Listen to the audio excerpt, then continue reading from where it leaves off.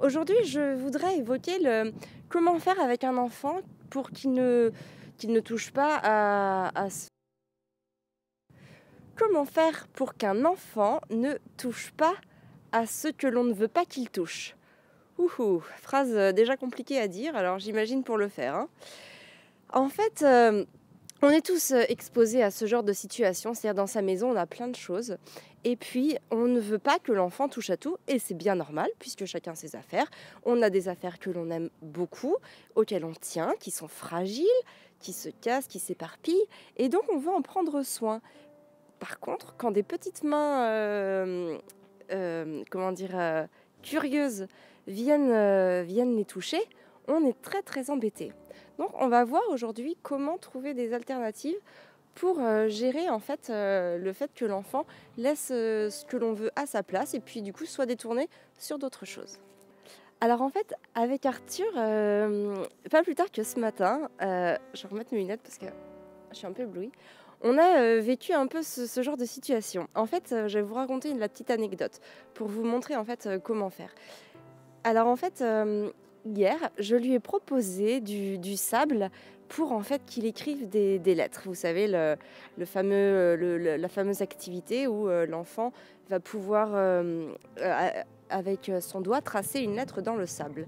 Au final, il n'a pas du tout montré d'intérêt pour écrire la lettre en elle-même. Par contre, il a montré un intérêt énorme pour le sable en question. En fait, jouer avec le sable, ça me posait problème. Ça me posait problème sur plusieurs points. Premièrement, parce que c'est du sable que j'utilise pour fabriquer des choses. Et deuxièmement, parce que ça en mettait partout dans la maison. Par contre, c'est vrai que pour lui, c'était très ludique. Parce il avait une découverte sensorielle.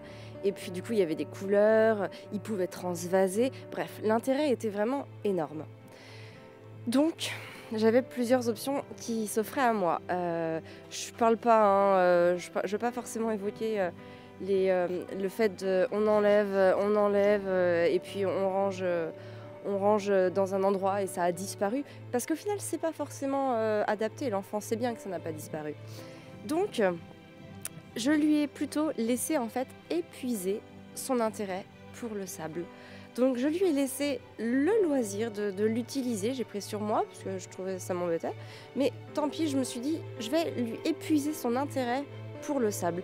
Donc il y a joué, il l'a transvasé, il en a mis par terre, il l'a nettoyé avec l'aspirateur. Bref, il a à peu près tout fait pendant une demi-heure, trois quarts d'heure. Et puis au bout de cette demi-heure, trois quarts d'heure là, eh bien il a été rangé le sable à sa place. Et je pense qu'il avait épuisé en fait l'intérêt que ça pouvait représenter.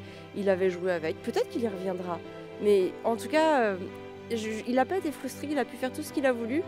Au final, moi j'ai été contente parce que j'ai vu que ça lui avait apporté des choses très positives. Et au final, tout s'est passé dans le calme plat. Il a fait, il a nettoyé, il a rangé. Donc en épuisant l'intérêt que l'enfant va avoir pour quelque chose, on s'assure qu'il va vraiment passer à autre chose de par lui-même et que ce quelque chose va se faire de manière très naturelle pour lui, sans aucune contrainte extérieure. Ça va vraiment être une volonté de sa part.